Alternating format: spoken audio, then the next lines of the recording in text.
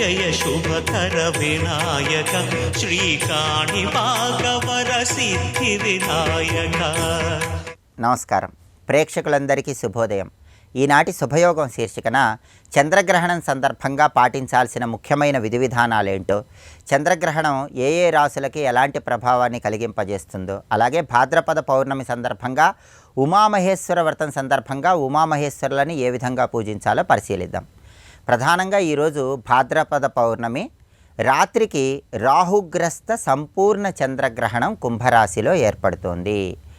ఈ రాహుగ్రస్త సంపూర్ణ చంద్రగ్రహణం ఏ సమయంలో ఏర్పడుతోందంటే రాత్రి 9:55 ప్రారంభమవుతోంది. ఈ గ్రహణ ప్రారంభాన్ని స్పర్శాకాలము అంటారు. ఈ గ్రహణం పూర్తయిపోయేటటువంటి సమయం అర్ధరాత్రి 1:26. దీన్ని మోక్షకాలము అంటారు. గ్రహణం మధ్యకాలము రాత్రి 11:41. ఈ రాహుగ్రస్త సంపూర్ణ చంద్రగ్రహణము 3:30 పాటు రాత్రిపూట ఏర్పడుతోంది. ఇది రాహుగ్రస్త సంపూర్ణ చంద్రగ్రహణము, అంతటా కనిపించేటటువంటి గ్రహణం కాబట్టి గ్రహణ నియమాలు తప్పనిసరిగా పాటించాలి. అంటే గ్రహణం ప్రారంభం కాగానే పట్టు స్నానాన్ని ఆచరించాలి. రాత్రి 9:55 పట్టు స్నానం చేయాలి. అయితే గ్రహణం అర్ధరాత్రి సమయంలో పూర్తవుతోంది కాబట్టి ప్రత్యేకమైన మంత్రజపాలు చేసే వాళ్ళైతే అర్ధరాత్రి 1:26 విడుపు స్నానం చేసుకోండి. ప్రత్యేకమైన మంత్రజపాలు చెయ్యని వాళ్ళు ఎవరైనా సరే మర్నాడు ఉదయం శిరస్నానాన్ని ఆచరించవచ్చు. అది విడుపు స్నానంగా భావించుకోవచ్చు. విడుపు స్నానం పూర్తయ్యాక మర్నాడు శివాలయానికి వెళ్ళి శివాభిషేకం చేయించుకుంటే ఉత్తమ ఫలితాలు కలుగుతాయి. అలాగే ఈ రాహుగ్రస్త సంపూర్ణ చంద్రగ్రహణం అనేది 12 రాశుల వాళ్ళ మీద ప్రత్యేకమైన ప్రభావాన్ని కలిగింపజేస్తుంది. జ్యోతిష శాస్త్రంలో గ్రహణ గోచారం అని చెప్పడం జరిగింది. ఎప్పుడైనా సరే జన్మరాశి నుంచి లెక్కబెట్టినప్పుడు వచ్చే 3, 6, 10, 11 రాశుల్లో గ్రహణం సంభవిస్తే ఆ గ్రహణం ఉత్తమ ఫలితాలను కలిగిస్తుంది. జన్మరాశి నుంచి లెక్కబెట్టినప్పుడు వచ్చే 2, 5, 7, 9 రాశుల్లో గ్రహణం ఉంటే ఆ గ్రహణం మధ్యమ ఫలితాలను కలిగింపజేస్తుంది. జన్మరాశి నుంచి లెక్కబెట్టినప్పుడు 1, 4, 8, 12 రాశుల్లో గ్రహణం ఉన్నట్లయితే ఆ గ్రహణం అధమ ఫలితాలను కలిగింపజేస్తుంది. ప్రస్తుతము రాహుగ్రస్త సంపూర్ణ చంద్రగ్రహణం కుంభరాశిలో ఏర్పడుతోంది కాబట్టి 12 రాశులలో మేషరాశి, వృషభ రాశి, ధనుస్సు రాశి, కన్యారాశి ఈ 4 రాశుల వాళ్ళకి సంపూర్ణమైనటువంటి శుభ ఫలితాలను ఈ గ్రహణం కలిగింపజేస్తుంది. అలాగే 12 రాశులలో మకర రాశి, తులారాశి, సింహరాశి, మిథున రాశి ఈ రాశుల వారికి మధ్యమ ఫలితాలను కలిగింపజేస్తుంది. అలాగే ఈ గ్రహణం అనేది కుంభరాశి, వృశ్చిక రాశి, మీనరాశి, కర్కాటక రాశుల వాళ్ళకి అధమ ఫలితాలను కలిగింపజేస్తుంది. కాబట్టి గ్రహణం పూర్తయిపోయిన తర్వాత మర్నాడు మధ్యమ ఫలితాలు వచ్చే రాశుల వాళ్ళు, అధమ ఫలితాలు వచ్చే రాశుల వాళ్ళు ప్రత్యేకమైన దానాలు ఇచ్చుకుంటే సమస్త శుభాలు చేకూరతాయి. ఇది రాహుగ్రస్త సంపూర్ణ చంద్రగ్రహణం కాబట్టి వెండి పడగ లేదా రాగి లోహంతో చేసిన పడగ రాహువుకి సంకేతంగా దానం ఇచ్చుకోవాలి. అలాగే వెండితో చేసిన చంద్రబింబము లేదా రాగితో చేసినటువంటి చంద్రబింబం చంద్రుడికి సంకేతంగా దానం ఇచ్చుకోవాలి. రాహువు ప్రీతి కోసం 1.25 kg మినుములు, చంద్రుడి ప్రీతి కోసం 1.25 kg బియ్యము దానం ఇవ్వాలి. అలాగే ఒక పాత్రలో ఆవు నెయ్యి పోసి ఆవు నెయ్యి కూడా దానం ఇవ్వాలి. తెలుపు రంగు వస్త్రాలు కూడా దానం ఇవ్వాలి. వీటన్నిటినీ కూడా గ్రహణం మర్నాడు దానం ఇచ్చినట్లయితే ఉత్తమ ఫలితాలు కలుగుతాయి. గ్రహణం మర్నాడు గ్రహణ శూల అనేది ఉంటుంది కాబట్టి ఈ గ్రహణ శూల ఉన్న రోజు శివాలయానికి వెళ్ళి శివాభిషేకం చేయించుకొని గృహానికి వచ్చినట్లయితే గ్రహణ దోషాలు ఎటువంటి ప్రభావాన్ని కలిగింపజేయవు. అలాగే గ్రహణం సందర్భంగా గ్రహణం ప్రారంభమవటానికి ముందే ఆహార పదార్థాల మీద దర్భలను ఏర్పాటు చేసుకోవాలి. గ్రహణం ప్రారంభమైన తర్వాత ఆహారాన్ని స్వీకరించరాదు. గ్రహణ సమయంలో దుర్గాదేవి స్తోత్రాలు కానీ పరమేశ్వర స్తోత్రాలు కానీ పఠించుకుంటే ఉత్తమ ఫలితాలు కలుగుతాయి. రాహుగ్రస్త సంపూర్ణ చంద్రగ్రహణం కాబట్టి రాహువుకి అధిష్టాన దైవమైనటువంటి దుర్గాదేవి స్తోత్రాలు చదివినా విన్నా ఉత్తమ ఫలితాలు కలుగుతాయి. చంద్రశేఖరుడైనటువంటి పరమేశ్వరుడి స్తోత్రాలు విన్నా ఉత్తమ ఫలితాలు కలుగుతాయి. అలాగే కలియుగ ప్రత్యక్ష దైవమైనటువంటి వెంకటేశ్వర స్వామికి సంబంధించిన వెంకటేశ్వర వజ్రకవచ స్తోత్రాన్ని గ్రహణ సమయంలో పఠించినా విన్నా కూడా విశేషమైన శుభ ఫలితాలను సిద్ధింపజేసుకోవచ్చు. ఈ గ్రహణ ప్రభావం 12 రాశుల వారికి 6 నెలల పాటు ఉంటుంది. కాబట్టి మధ్యమ అధమ ఫలితాలు ఉన్న వాళ్ళు మర్నాడు దానాలు ఇచ్చుకున్నట్లయితే ఆ దోషాన్ని తొలగింపజేసుకొని సమస్త శుభాలను సిద్ధింపజేసుకోవచ్చు. అలాగే భాద్రపద పౌర్ణమి నాడు ఉమామహేశ్వర వ్రతాన్ని ఆచరించాలని ధర్మశాస్త్ర గ్రంథాలు తెలియజేస్తున్నాయి. ఉమామహేశ్వర వ్రతం సందర్భంగా పార్వతీ పరమేశ్వరులకి షోడశోపచార పూజను కానీ పంచోపచార పూజను కానీ ఉదయం పూట చేసుకొని ఆ తర్వాత శివాలయానికి వెళ్ళి శివాలయ ప్రాంగణంలో భక్తులకి గోధుమ పిండితో తయారు చేయబడిన పదార్థాలు పంచిపెట్టాలి. ఇలా చేస్తే ఉమామహేశ్వర వ్రతం సందర్భంగా పార్వతీ పరమేశ్వరుల సంపూర్ణమైన అనుగ్రహానికి ప్రతి ఒక్కరూ సులభంగా పాత్రలు కావచ్చు. భాద్రపద పౌర్ణమి, ఉమామహేశ్వర వ్రతం, ఈ ప్రత్యేకమైన విధి విధానాలు పాటించండి. అలాగే రాహుగ్రస్త సంపూర్ణ చంద్రగ్రహణం కుంభరాశిలో ఏర్పడుతోంది కాబట్టి 12 రాశులలో మధ్యమ ఫలితాలు అధమ ఫలితాలు ఉన్న వాళ్ళు మాత్రం గ్రహణం మర్నాడు స్నానం చేసి శివాలయానికి వెళ్ళి శివాభిషేకం చేయించుకొని ప్రత్యేకమైన దానాలు ఇచ్చుకోండి. గ్రహణ తీవ్రతను తగ్గింపజేసుకొని సమస్త శుభాలను సిద్ధింపజేసుకోండి. రేపటి నుంచి మహాలయ పక్షాలు ప్రారంభమవుతున్న తరుణంలో మహాలయ పక్షాల్లో ఎటువంటి విధి విధానాలు పాటిస్తే పితృదోషాలు తొలగింపజేసుకోవచ్చు, పితృదేవతల సంపూర్ణమైన అనుగ్రహానికి సులభంగా పాత్రలు కావచ్చు. రేపటి శుభయోగం శీర్షికను పరిశీలిద్దాం. నమస్కారం.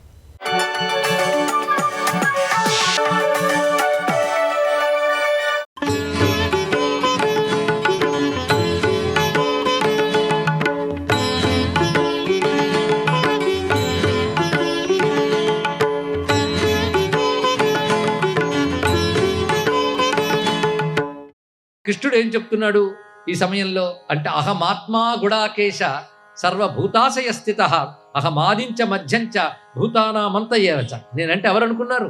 రేపల్లెలోనూ అక్కడో మధురలోనూ ద్వారకలోనూ అవతరించి వచ్చాను కానీ నేను నిజానికి అందరిలో ఆత్మరూపంగా ఉన్నవాడిని. అహమాత్మ గుడాకేశ. ఓ అర్జున, ఎక్కడుంటావు? ఆత్మవేతే సర్వభూత ఆశయ స్థిత, ప్రతివారు హృదయంలో ఉంటాను. అంతేకాదు, అహమాదించ మధ్యంచ భూతానామంత ఏవచ. సృష్టికి ఆది మధ్యాంతములు నేనే, సృష్టికి ఆది మధ్య అంతములు నేనే, కానీ నాకు ఆది మధ్యాంతాలు లేవు. అది చెప్పాడు కృష్ణుడు. ఇప్పుడు సాక్షాత్ ఆత్మాసనిత్యం అంటే కృష్ణుడే గణపతి, రెండూ ఒకటి తెలిసి మనం గణపతి అన్నా కృష్ణుడన్నా విష్ణువన్నా రాముడన్నా శివుడన్నా ఆత్మని ఉపాసిస్తున్నాం.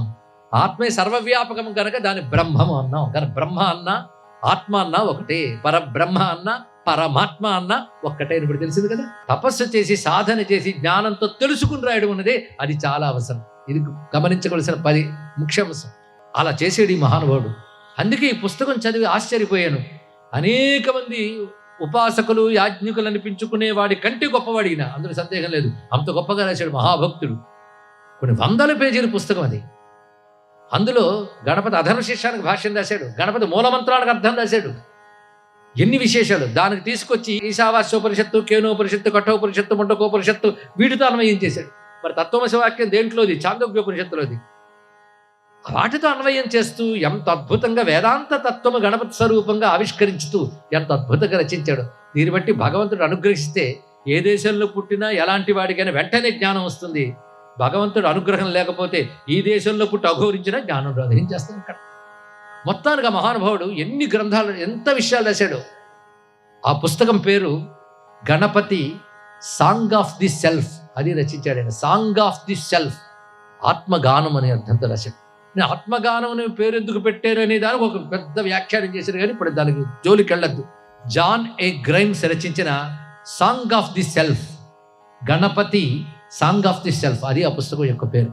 ఇందులో నాదం గురించి, కుండల్ని యోగం గురించి, యంత్రాల గురించి ఎన్ని విశేషాలు రాశాడు. గణపతి మూర్తుల గురించి రాశాడు. గణపతి యంత్రాలు ఎన్ని రకాలు ఉంటాయో రాశాడు. అద్భుతమైన విశేషాలు, రహస్యాలు. భక్తి ఉన్నవాడికే భగవంతుడు అర్థమవుతాడు, శ్రద్ధ ఉన్నవాడికే భగవంతుడు అర్థమవుతాడు, ఏకాగ్రత ఉన్నవాడికే భగవంతుడు అర్థమవుతాడు. కనుక శ్రద్ధ ఏకాగ్రతతో కూడిన భక్తి మనకు కలిగితే భగవంతుడు తనను తాను మనకు తెలియజేసుకుంటాడు. అలా తెలియజేస్తే రచించిన పుస్తకం ఇది. అలాగే మరొక పుస్తకం ఉన్నదండి. నేను ముందు పాశ్చాత్యుల నుంచి ఎందుకు వస్తున్నానంటే, ఒకసారి స్వామి వివేకానందని అడిగారు, ఎవరు మీరు చేసిన బోధంతా భారతదేశంలోనే చేయొచ్చు కదా, అమెరికాకి వెళ్ళి ఎందుకు చేశారంటే, నేను అక్కడికి వెళ్ళి వచ్చాను కనుక నన్ను ఇప్పుడు నువ్వు అడిగావు, అక్కడ చెప్తే ఇక్కడ వింటారని వచ్చి చెప్పాను అన్నాడు. అదేనండి, ఆ పేర్లతో చెప్తే మనకు కొంచెం కొందరికి పౌరుషం వస్తుంది, కొందరికి నమ్మకం వస్తుంది. కానీ ఫలానా వేద పండితుడు రచించాడు అంటా ఉంది, ఎందుకు అది తేడా.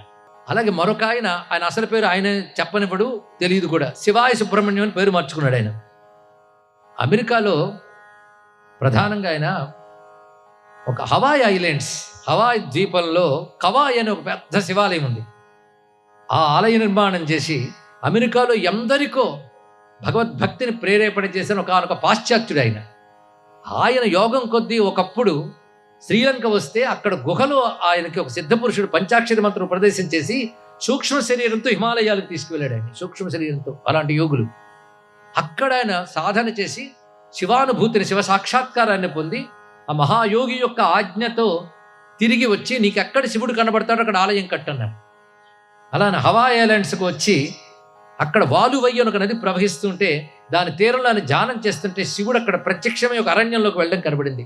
అక్కడ అత్యద్భుతమైన ఆలయ నిర్మాణం చేశాడండి. నేటికి అది మొదట ఒక రాతి కట్టడంగా కాకుండా ఒక దారు కట్టడంగా చేసి నటరాజస్వామి మూర్తిని, పంచలోహ మూర్తిని అక్కడ ప్రతిష్ఠ చేసి శైవాగమ రహస్యాలను అక్కడ పెట్టాడు. 108 శివ నాట్య కరణాలు చిదంబర క్షేత్రంలో ఉంటాయి. వాటి విగ్రహాలన్నీ పెట్టాడు మహానుభావుడు. ఒక అద్భుతమైన సంప్రదాయాన్ని తయారు చేశాడు. ఇప్పటికీ ఆ సంప్రదాయం ఉన్నది ఇక్కడ, శైవ సంప్రదాయం.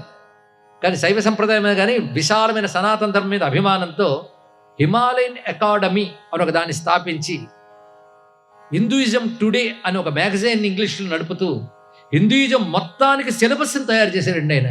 హిందూయిజం పిల్లలకి ఎలా నేర్పాలో తెలియని పెద్దలు బహుశా పుస్తకం తీసుకుంటే తెలుసుకోవచ్చు. హిందూయిజంకి స్టడీ మెటీరియల్ తయారు చేశాడు ఆయన. అందులో శైవ వైష్ణవాది భేదముల్లో అంతా కలిపి సనాతన ధర్మం అని చక్కగా చెప్తూ మహానుభావుడు ఇప్పుడు హిమాలయన్ అకాడమీ చేస్తున్న సేవ ఎంతో గొప్పగా ఉన్నది. ప్రపంచవ్యాప్తంగా హిందూ మతం మీద సెమినార్స్ నిర్వహిస్తూ అమెరికాలో కూడా ఎవరైనా హిందూ మతం అవగాహన లేకపోతే అక్కడికి వెళ్ళి కాలేజీల్లో వాటికి వెళ్ళి పాఠాలు చెప్తున్నారండి ఆ స్టూడెంట్స్ అక్కడ. అది గొప్ప విషయం. సర్వం శ్రీ మహాగణపతి చరణారవిందార్పణమస్తు.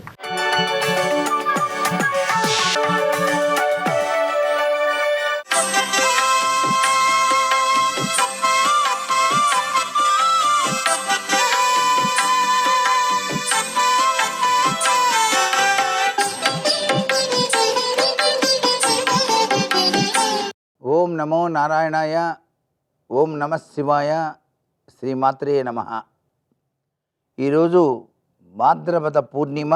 తప్పనిసరిగా ప్రతి ఒక్కరూ కూడాను ఉమామహేశ్వర వ్రతం అనేటువంటిది ఆచరించడం వల్ల అర్ధనారీశ్వర తత్వంలో ఉన్నటువంటి పరమేశ్వరుడు తన దివ్యవంతమైనటువంటి అనుగ్రహ ప్రసాదాన్ని అందరికీ పంచుతాడని శాస్త్రం.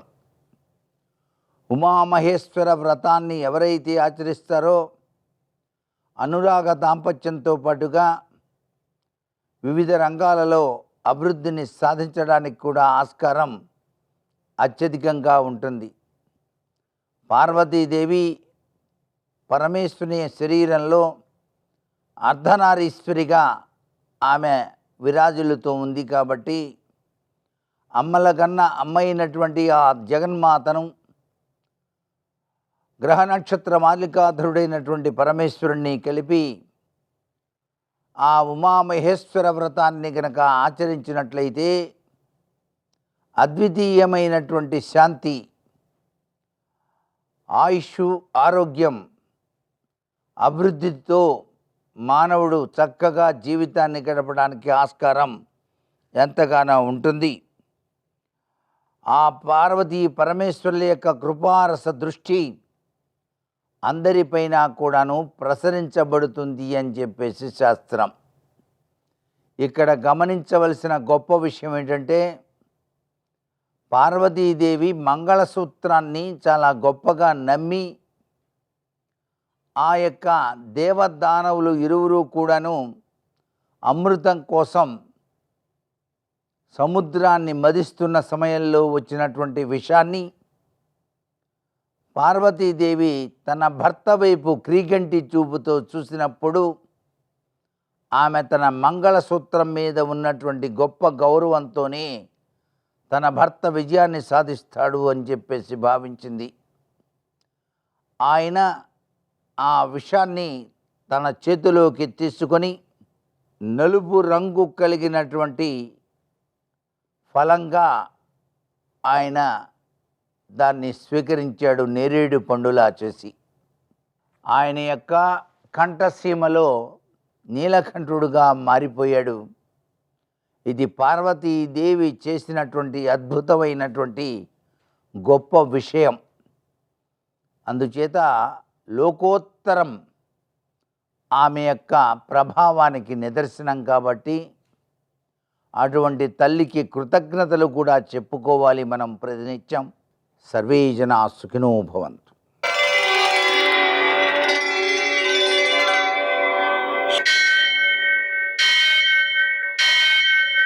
सहस्रशीर्षं देवं विश्वाक्षं विश्वशम्भुवं विश्वं नारायणं देवमक्षरं परमं पदं विश्वतः परमां नित्यं विश्वं नारायणगुं हरिं विश्वमेवेदं पुरुषस्तद्विश्वमुपजीवति पतिं विश्वस्यात्मेश्वरगुं शाश्वतगुं शिवमच्युतं नारायणं महाज्ञेयं विश्वात्मानं परायणम्.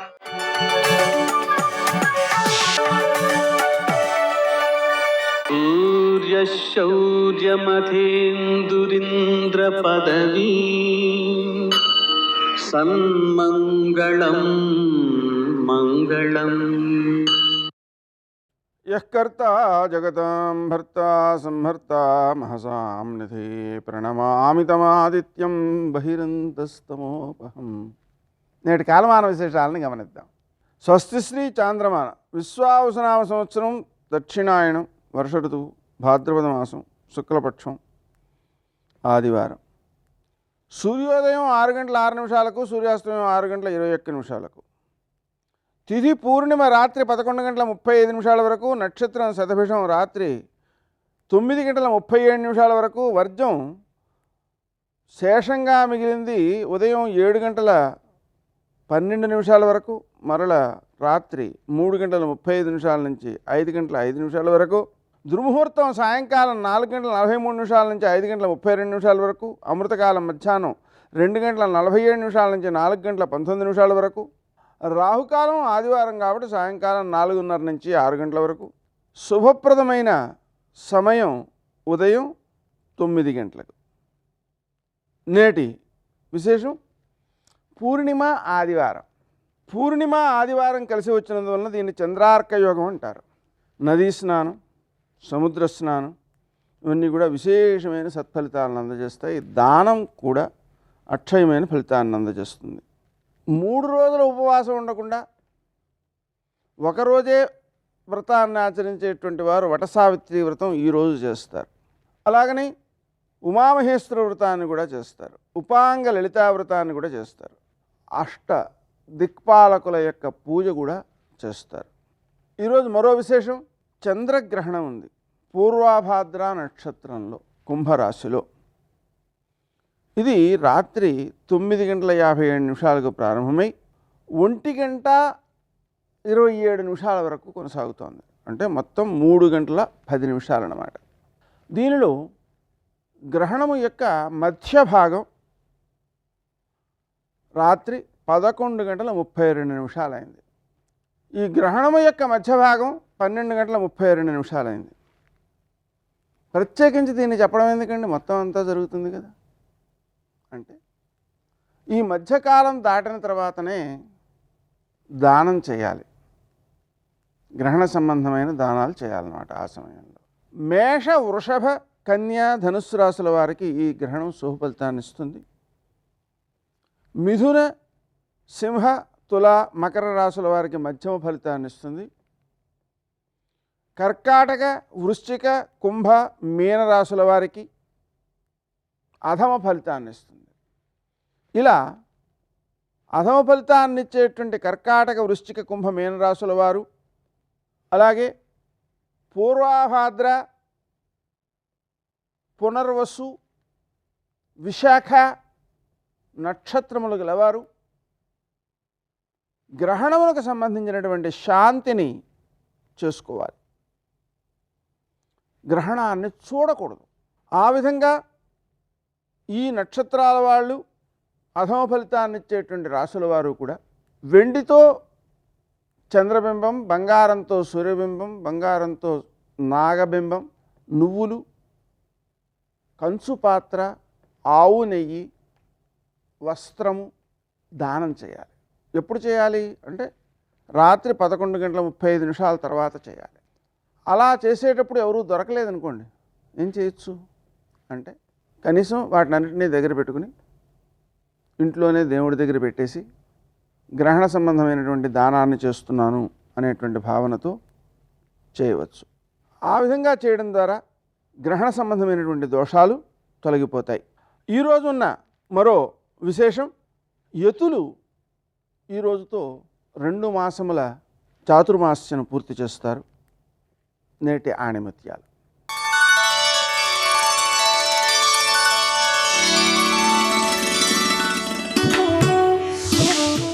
అజ్ఞానం కన్నా నిర్లక్ష్యమే ఎక్కువ హాని చేస్తుంది.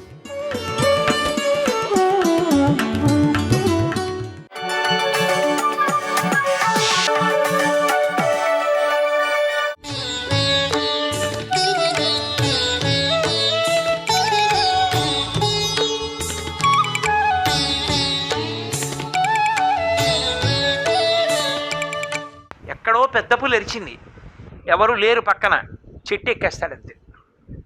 చెట్టు ఎక్కేస్తాడు, సుఖపడిపోతాడు.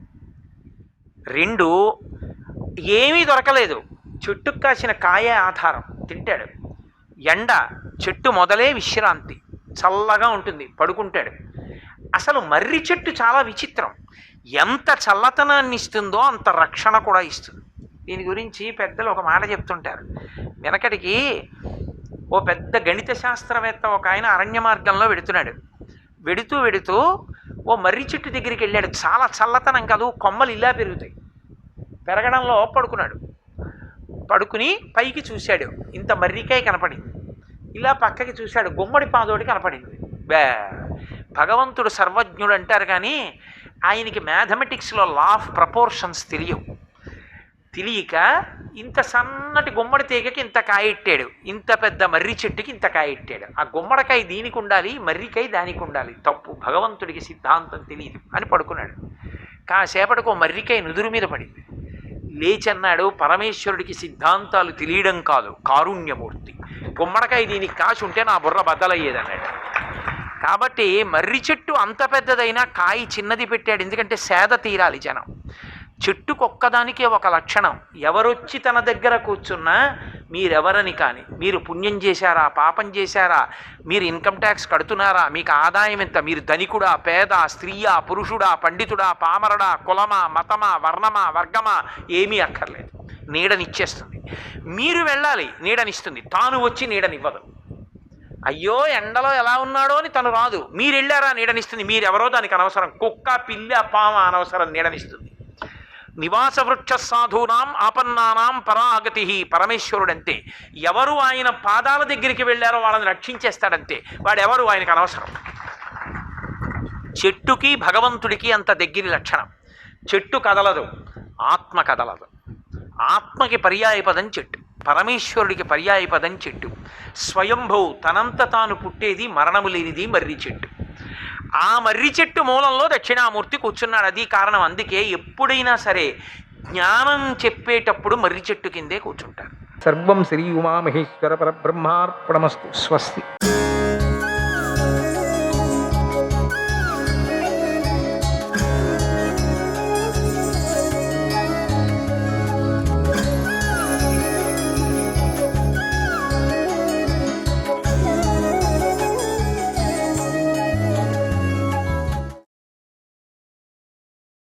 బ్రహ్మజ్ఞానం కలిగిన వాటికి కూడా కర్మలందు కానీ వాటికి ఫలితాలైనటువంటి ఇహలోక పరలోక సుఖాల మీద కానీ గల ఆశలన్నీ పూర్తిగా మటుమైపోతున్నాయి.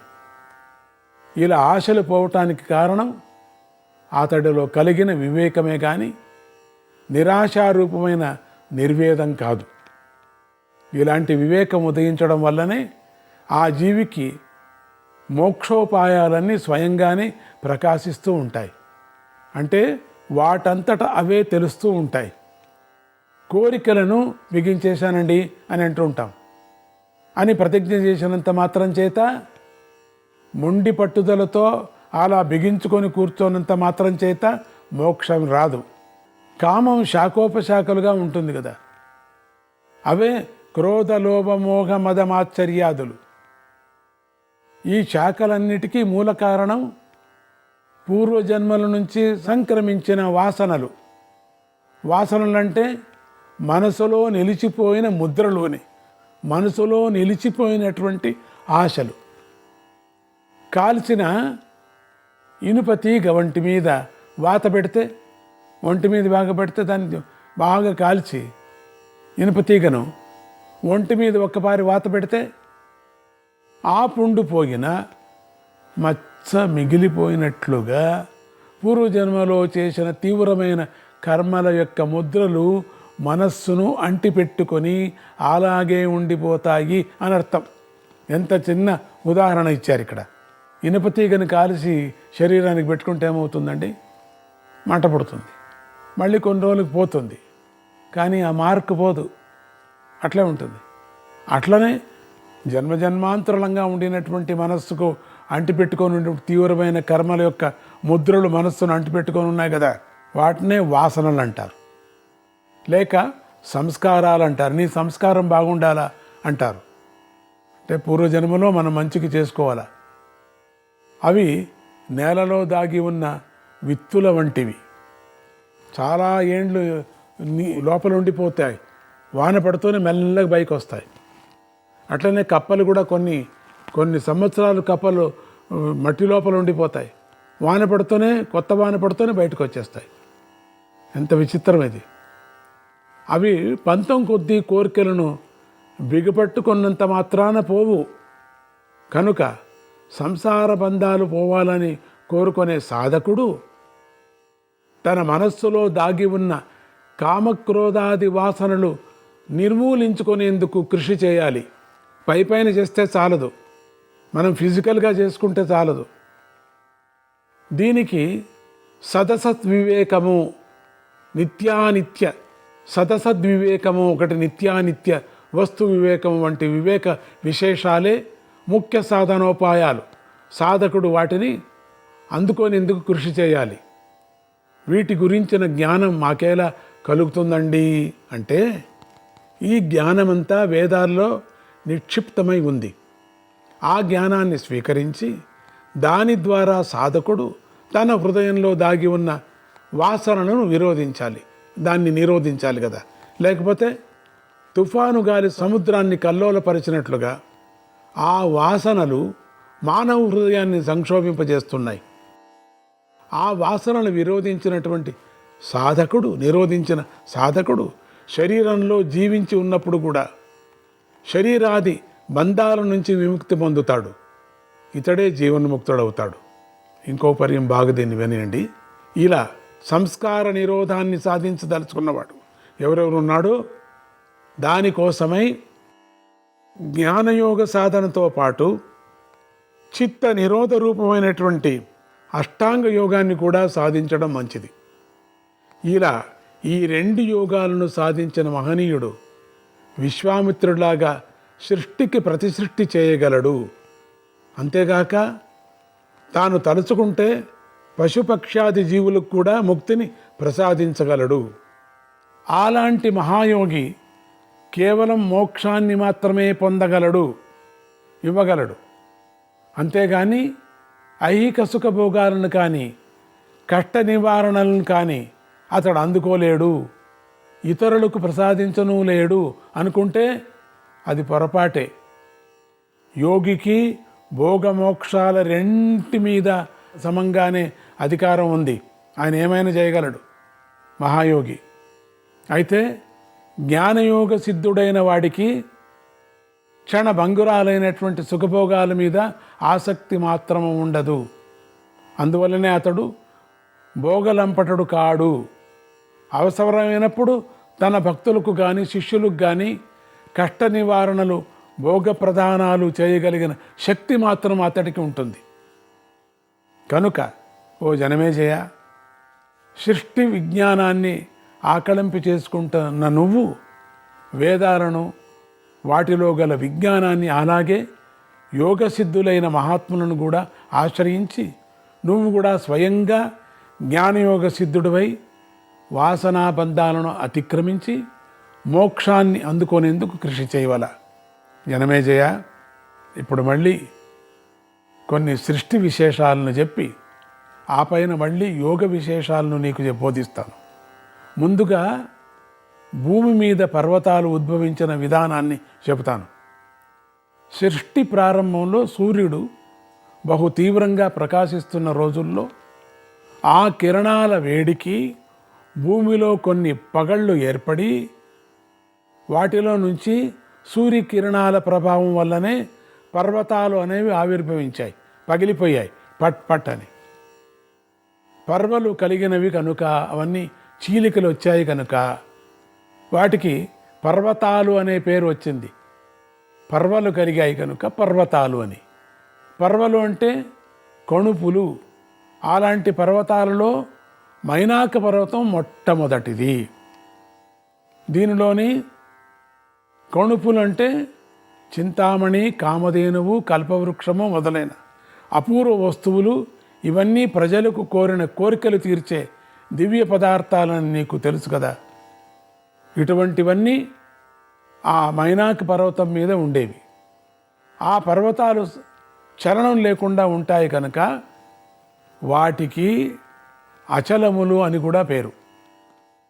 ఈ మైనాక పర్వతం యొక్క శిఖరం మీద విశాల ప్రదేశంలో ఒక దివ్య పురుషుడు నివసిస్తూ ఉంటాడు. ఈ పురుషుణ్ణి సాక్షాత్తుగా పరమాత్మయే సృష్టి చేశాడు. ఆ పరమాత్మ యొక్క శిరోభాగంలో వేదాల సారాంశమంతా జ్యోతిష్ రూపంగా ప్రకాశిస్తూ ఉంటుంది. ఆ జ్యోతిష్యే ఈ పురుషుడుగా రూపాంతరం చెందాడు. ఈ పురుషుడి ముఖంలో నుంచి అనేక మంది వేదవేత్తలతో కలిసి ఉన్నటువంటి చతుర్ముఖ బ్రహ్మ ఆవిర్భవించాడు. ఈ బ్రహ్మ మహా తేజస్శాలి, మాత్రమైన సమస్త వేదాలను హృదయంలో ధరించిన మహాప్రజ్ఞాశాలి. ఇంతకు నేను చెప్పిన మహాపురుషుడు ఎవరంటే, పూర్వం నీటిలో మునిగిపోతున్న భూదేవిని వరాహరూపంలో పైకెత్తి ఉద్ధరించిన మహనీయుడే ఆ మహాపురుషుడు. ఆనాడు భూదేవిని పైకెత్తిన తర్వాత అంతర్ధానమైపోయినటువంటి ఆ మహనీయుడే ఇప్పుడు ఈ మహాపురుషుడుగాను, అతని ముఖంలో నుంచి ఆవిర్భవించిన బ్రహ్మదేవుడుగాను రూపాంతరం చెంది దేవతలకు ఆ దర్శనం అనుగ్రహిస్తున్నాడు. రూపాంతరం అంటే మీకు ఇంతవరకు అర్థమైపోయి ఉంటుంది. ఇప్పటికే పరమాత్ముడి సృష్టిలో మీకు ఇంతవరకు చెప్పింది ఇప్పుడు మీకు అర్థమవుతుంది. ఆ వరాహస్వామి భూమిని ఉద్ధరించే సమయంలో మరొక దివ్యకార్యం చేస్తున్నాడు.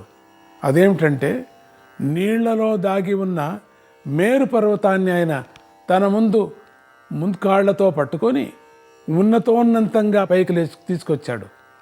ఆ మేరు పర్వత శిఖరమే బ్రహ్మలోకంగా మారింది. పర్వత శిఖరం అంటే చిన్నదనుకుంటావేమో, దాని ఎత్తు 1,00,000 మీద 100 యోజనాలు. దాని వైశాల్యం అందుకు 4 రేట్లు. 4 లక్షల మీద 4 యోజనాలు.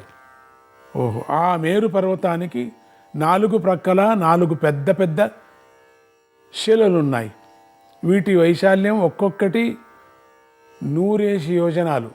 వీటితో కలుపుకొని మేరు పర్వతం మొత్తం యొక్క కొలత ఎంత అంటే, ఆ కొలతలు దేవతలకు కూడా అందవు. అయినా దివ్యజ్ఞాన సంపన్నులైనటువంటి మహర్షులు ఆ పర్వత వైశాల్యం 1,000,000 యోజనాలపై మాటే అన్నారు. ఈ మేరు పర్వతాన్ని కేంద్రస్థానంగా చేసుకొని నారాయణ భగవానుడు మరుద్గణాలను, దేవేంద్రుణ్ణి, ఏకాదశ రుద్రులను, అష్టావసువులను, బ్రహ్మదేవుణ్ణి, తమ తపోబలము చేత బ్రహ్మతత్వాన్ని పొందిన ఇతర మహర్షులను, భూదేవిని, భూమి మీద రాజులను కూడా రక్షిస్తూ ఉంటాడు. ఆ నారాయణుడు బ్రహ్మదేవుడికి ఆ పదవి ఎందుకు ఇచ్చాడంటే, పూర్వకల్పంలోనే ఆ జీవి యొక్క తపోమహిమను, నియమనిష్టలను, సత్యవ్రత దీక్షను, వ్రత తత్పరతను, తన మీది ఉండేటువంటి భక్తి విశేషాన్ని, బ్రహ్మజ్ఞాన తీవ్రతను, ఇలాంటి వాటన్నిటినీ పరిశీలించి వీటన్నిటిలోనూ ఉత్తమోత్తముడు కనుకనే ఆ జీవికి బ్రహ్మ పదవిని ఇచ్చాడు.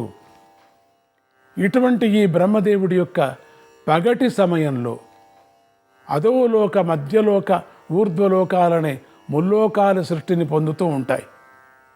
అంతేగాక అవ్యక్త పరమాత్మ కూడా ఆ సృష్టి సమయంలో వివిధ ఉపాధుల్లో ఉండే జీవుల స్వరూపంగా వ్యక్తమవుతూ ఉంటారు. అంటే ఆ అద్వితీయ పరమాత్మే నానావిధ జీవరూపాలను పొందుతూ ఉంటాడు. ఇలాంటి జీవులు వేదోక్తులైన సత్కర్మలను నిష్కల్మషంగా నిష్కామంగా ఆచరించినప్పుడు మళ్ళీ తమ యొక్క పరమాత్మ స్థితిని అందుకుంటూ ఉంటారు.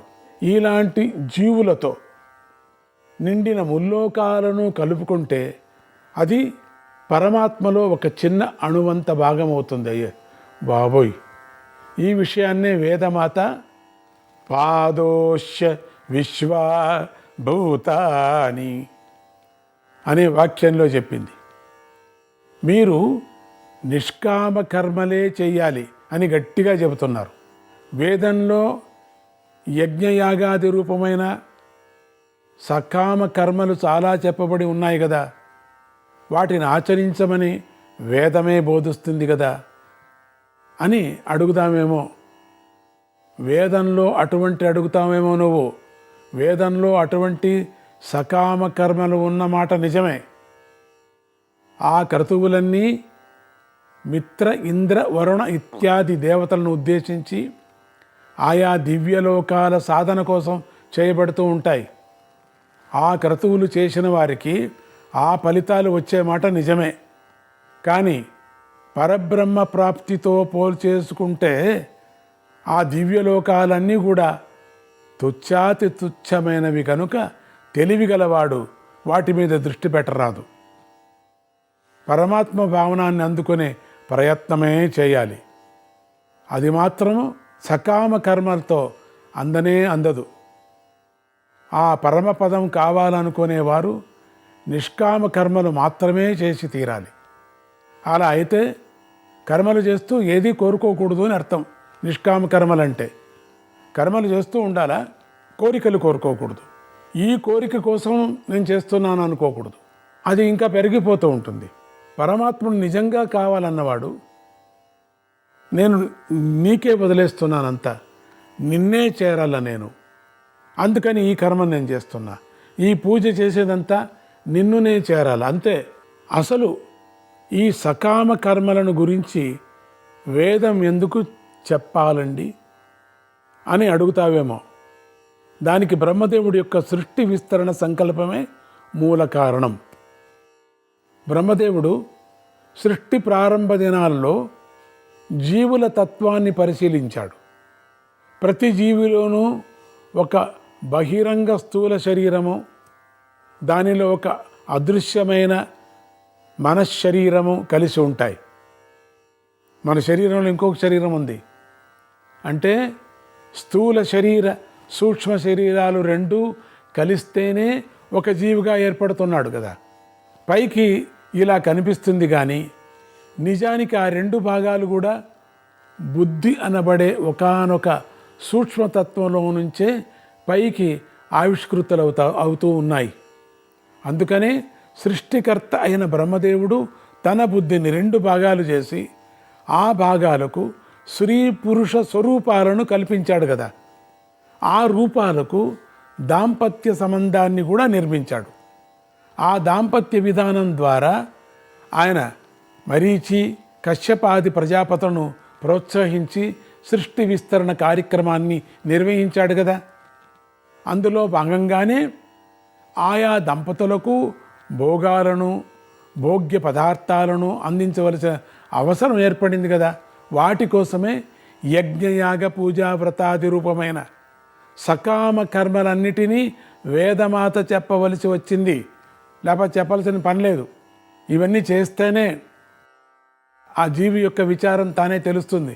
అందువల్లనే ఈ సకామ కర్మల యొక్క ప్రయోజనం పరిమితమయ్యే. వీటి వెంట పడకుండా నిష్కామ కర్మల ద్వారా పరమాత్మను ఆరాధించి ముక్తిని అందుకొండయ్యా అని మేము మీకు బోధిస్తున్నాం. కామ్యకర్మ మార్గాన్ని పరిత్యజించి నివృత్తి మార్గాన్ని స్వీకరించి సన్యాస విధానాన్ని అవలంబించి మోక్షాన్ని అందుకోవాలనే కోరిక ఉన్న సత్పురుషులు జ్ఞానస్వరూపుడైనటువంటి పరమాత్మను మాత్రమే ఉపాసించాలి. ఆ పరమాత్మ జలధార స్వరూపంతో ఊర్ధ్వలోకాల నుంచి క్రింది లోకాలకు ప్రవహించాడు కదా. ఆ ప్రవాహంలో నుంచి ఉమాదేవి సహితుడైనటువంటి మహేశ్వరుడు ఆవిర్భవించాడు. ఆయనతో పాటు ఔషధీపతి అయినటువంటి సోముడు కూడా ఆవిర్భవించాడు. పైనుంచి ప్రవహిస్తున్నటువంటి జలధార మాహేశ్వరుడి శిరస్సుపై పడి ఆయనను మాహేశ్వర పదవిలో అభిషేకం చేసింది. అలా అభిషేకం చేయడంతో ఆ జలప్రవాహం నినదించి అంటే శబ్దం చేసింది. నినదించింది గనుక ఆ ప్రవాహానికి నది అని పేరు వచ్చింది.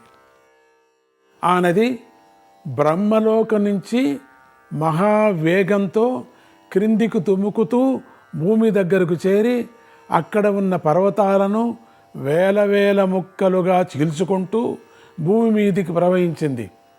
అలా బ్రహ్మలోకం నుంచి భూలోకం దాకా ప్రవహించడం వల్ల ఆ నదికి గంగా నది అనే పేరు వచ్చింది.